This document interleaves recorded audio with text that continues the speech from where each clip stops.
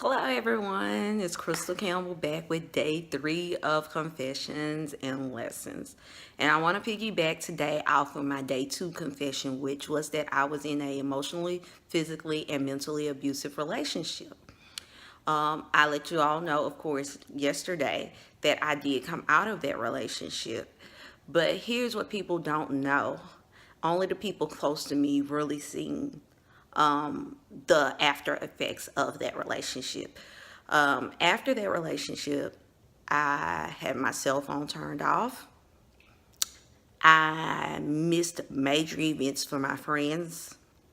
I pretty much didn't communicate with anyone. I secluded myself. I put myself on house arrest. I basically secluded myself. The only place I went was to work, and I barely communicated with them.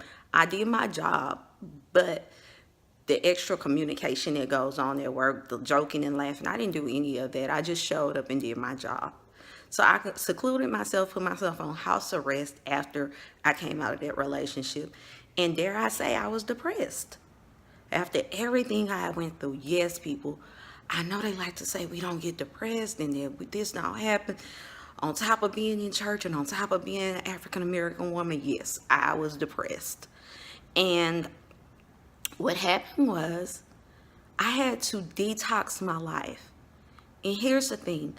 When I detoxed after that relationship, because I was so embarrassed about the choices I had made, about the fact that I stayed in that relationship trying to fix someone who did not want to be fixed, or dare I say, trying to fix someone when it is not my job to fix anyone, that I went cold turkey on everybody. When I was at home, I stayed in my room. And so I went from my home to work, from work back home to my room. And during that time, I decided to detox everybody and everything in my life, even the positive people. I just stopped because what I had to do was gain perspective on what went wrong here. What part did I play in this? Because everything in life is about making choices. So what part did I play in this? And from there, I was able to put everything in perspective. So what I did, once I began to put things in perspective, went back, I got a cell phone. I started back communicating with my friends, and they were not angry because they knew I was going through something. So then I started communicating with my friends, and let me tell you, I communicate more effectively with my family than I ever communicated with them before after this event. Because why?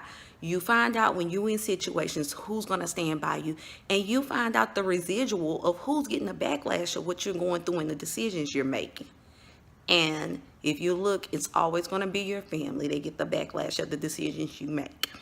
So I begin to effectively communicate with my family like never before.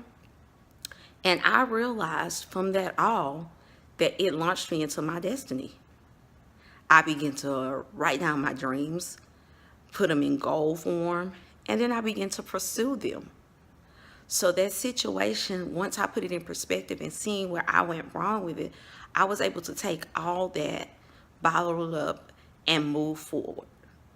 So always remember after every traumatic situation, after every negative choice you make, you might want to go back and detox and put things in perspective and look at what role you played in it and how can you turn it around either for something positive for you or how can you never make that mistake again.